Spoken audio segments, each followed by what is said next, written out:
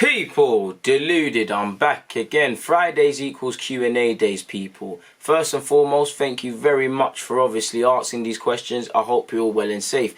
Sadly, I'm having to do this video again because I accidentally deleted it, so I'm having to answer these questions again. But we move, people.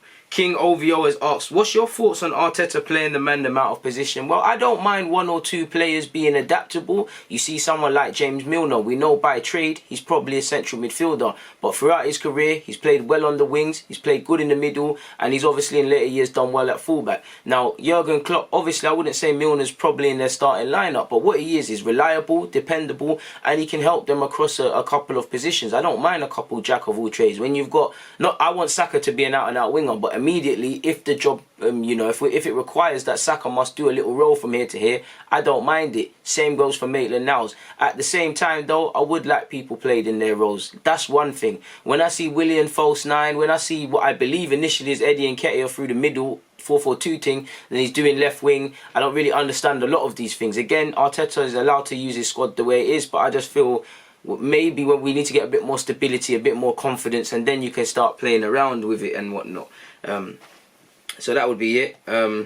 Hugo Bosse said, outside of Arsenal, who's your top 5 players you enjoy watching? Neymar, Mbappe, Kevin De Bruyne, Paul Pogba, Leon Bailey, Raheem Sterling, Jude Bellingham, Jadon Sancho, Suarez, Lionel Messi, Davis, Gnabry, Kingsley Coleman, Mo Salah, Eden Hazard, Osman Dembele, if I haven't said his name, Bentancur, Arthur, Pjanic, Luka Modric. Historically, the same goes for Toni Kroos, Benzema, Mane, Harry Kane, I can't lie to you. Son, I can't lie to you. And Ndombele, I can't lie to you. Dele Alli on form, I cannot lie to you.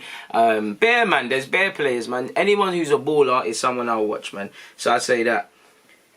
Sheku, forgive me for mispronunciation. You've asked me my favourite Arsenal squad other than the Invincibles. I'd say I believe it's 01-02. I'm sure we won the league that year. I could be wrong. I'm pretty sure 2002. I was in year 2 and we won the Premier League. Primary school was the glory days. So I would say them.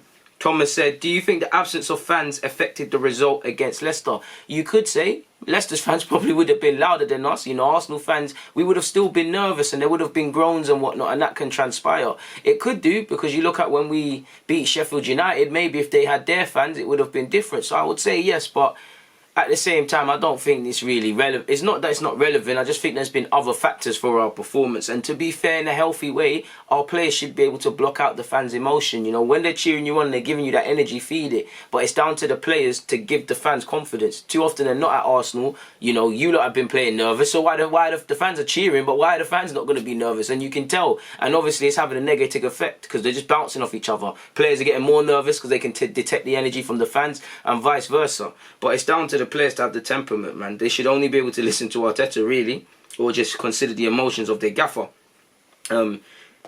Deliana said, what's your thoughts on Harry Kane and Son's partnership? Elite partnership, you know.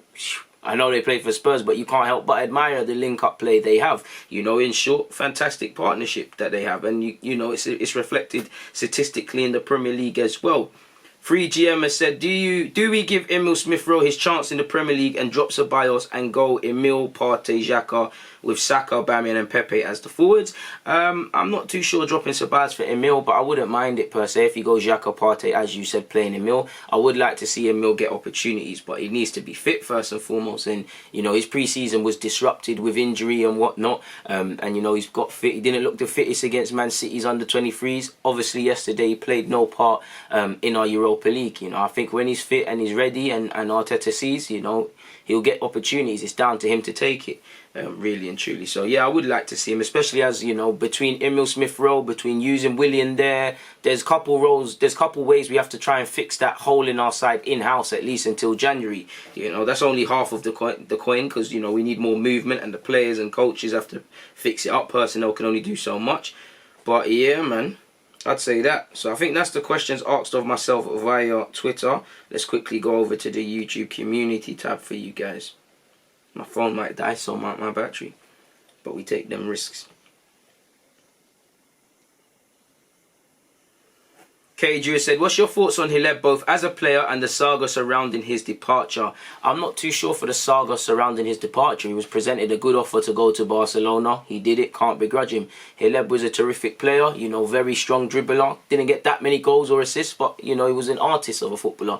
And he was a baller. And, you know, we could do worse than get a couple more Hilebs in the team. You've also asked me on the soon-to-be departing Barcelona Chiefs, Bartomeu's departing comments in relation to Barcelona joining the Super League.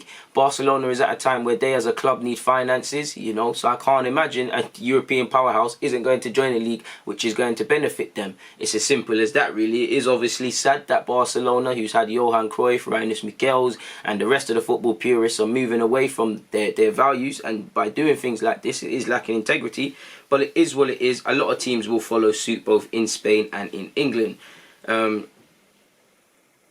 I can't say your name, my guy. Uchina has said, do you think Saka could have a future as an 8 as well as a winger? He's done well in the midfield, and why not? It could be something, but I think his thing is left and right wing. At a push, he can do a job at fullback.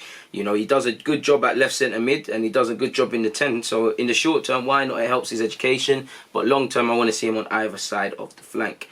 Kenneth has said, do you think Arteta needs to allow a certain degree of freedom in the final third to allow some spontaneous approach from our attacking players? You could say 100% yes, because it does harm us, you know. The critics will say it is a bit too structured, and that might be a reason for why these 17, 18 pass moves are too few and beyond. So I definitely think it needs to, man. You could say it's a bit too robotic. Samuel's asked me, what do you think about playing Pepe as a false 9? I guess he could do it, but I'm not necessarily a fan of that, my guy. Jackson has said, if everyone is fit, what is your preferred 11? It'd be a 4-2-3-1 or a 4-3-3. Leno would go in goal. Tierney goes in left back. Maitland-Niles at right back. For right now, David Luiz and Gabriel Saliba, obviously long term. In midfield, I'd go Partey, Ceballos, and I'd actually play Willian in the 10, to be fair with you. Saka would get the nod on the left. Aubameyang would go through the middle, and I'd go Pepe on the right personally, at least until January, or at least until other options, and you know, is what it is. My Jew has said, if you had to choose one of the following as Arsenal manager, who would you choose? Klopp, Bielsa and Pep Guardiola. Give a reason, please. Klopp, because I feel out of all of them, he's the best in the game right now. What he's done in the last 3 years, I say 3 years, 5 years, however long, 2 Champions League finals, 1 Champions League, and obviously a Premier League. I feel he's overachieved with Liverpool to a degree. I know he spent money in comparison to what someone like Pep Guardiola at City is expected to do. Don't get it twisted, Pep Guardiola is a hallmark of the game, and I can't rate him high enough, but for me right now, I'm going Klopp. If you asked me 2-3 years ago, I'd say Pep. Big up Bielsa as well. Antonio said, do you think missing a creative midfielder is really the only reason we struggle to create goal-scoring opportunities? No, it's only half, you know. We need better movement. We can't rely on one player to be the creative hub. You could say we arguably do that with Xhaka based on how much he's on the ball, whether I agree with it or not. You could say Luiz based on the game before he came off injured. Everyone has to want to do it. From the fullbacks to the centre-halves to the strikers, everybody has got to want to play that pass and do things in less touches, which they can. Second half against Sheffield, I was amazed. You weren't doing it in the first half, you're doing it now. And there needs to be movement. Personnel is one job. It's also a question mark over coaching and patterns of play and things like that. Personnel was only one thing. So I would say it's 50% of the problem. Omar said, do you think Aubameyang's fortunes would change if he was put up front? Maybe if we go back to basics, just let him play through the middle. And you know, like that, get back to basics. Why not, man? Probably.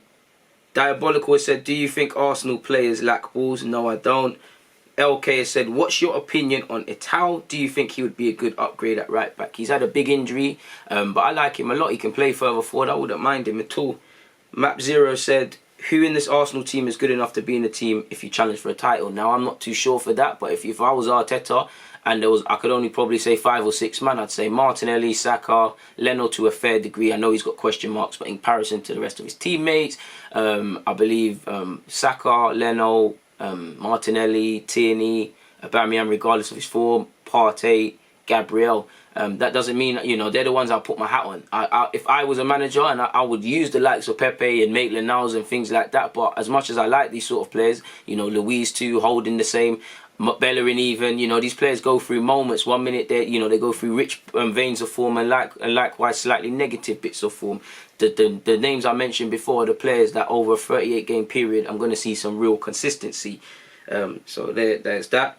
Roberto said, in your opinion, where do we finish this season? Not a clue. I hope top 4. I think at best 5th. At worst, where we did last year. Hope to be wrong on that. Rav Jesus said, where do you see football in 5 or 10 years? And what do you think will happen in the 5 to 10 year period, considering big project, no fans being at grounds, etc., etc.? The truth is, I do not have a clue, my guy, because I can't predict the future. But it's going to keep getting more and more away from us fans. You know, that you've seen with the amount of ticket prices they're trying to do and the amount of money scheming things clubs have been doing. It's just going to get further and further from the fans. There's going to be a whole bunch of competitions, I guess, created just for financial games. And players are going to keep suffering because they're playing a ridiculous amount of games. They don't care about the physical conditioning of players. People often forget the mental exhausting. You know, these players are going through a lot. Players are guinea pigs. I know they get paid a lot and all of this jar that some people would say, but they're simply pawns in this game.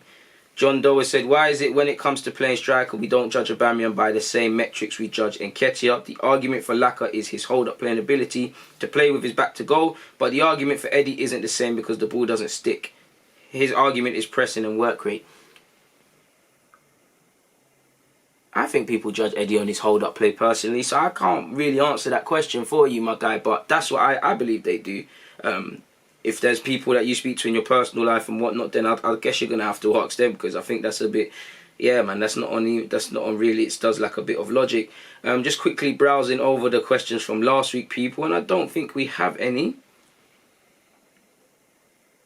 Yeah, I don't think we actually have any. We don't have any from last week. So this is one of the shortest Q&As ever, but I don't mind. As I said, people, it's always a pleasure to answer your questions. So please make sure you pay attention from Monday to Wednesday on YouTube when I ask for your questions via the community tab. I also ask on Twitter. Please make sure you're, listening to the deadline, because, we all need a deadline. I have to work with something, guys. But don't get away without liking, commenting, and make sure you comment your questions under this as well. Also subscribing if you haven't. It's been a good little 12 minutes. We're normally here for half an hour or so, so I'm not going to complain on a Friday. People, DG.